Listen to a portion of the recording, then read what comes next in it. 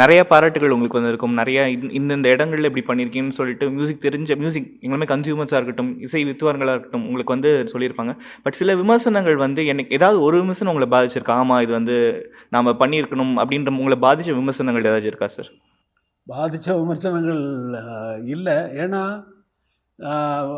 விமர்சனங்களில் வந்து எனக்கு நான் பண்ண தப்பை வந்து சுட்டி காட்டினாலும் அந்த தப்பை வந்து நம்ம திருத்த போகிறதில்ல, திருத்த முடியாது.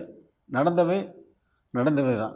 திரும்பி போய் நம்ம வந்து செஞ்ச தவறுக்காக நம்ம வந்து இது பண்ண முடியுமா? செஞ்ச தவறை வந்து காலம் கடந்து வந்து போய் திருத்த முடியாது. அதனால் ஒரு ஆரம்ப காலத்தில் வேணும்னே தவறு சொல்லணும் என்பதைப் போல பத்திரிகைகளில் வந்த விஷயங்கள்லாம் இருக்குது. அதனால் நான் பத்திரிகை படிக்கிறதே விட்டுட்டேன். ஏன்னா அதனால் டிஸ்டர்ப் ஆகிட்டு நான் வந்துட்டு இருந்தேன். டிஸ்டர்ப் ஆகும்.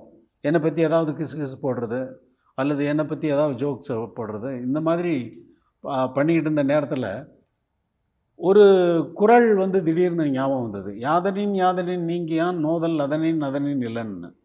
நீ எது எதை வேணான்னு நினைக்கிறையோ அதனால் உனக்கு துன்பம் இல்லை அப்படின்னா.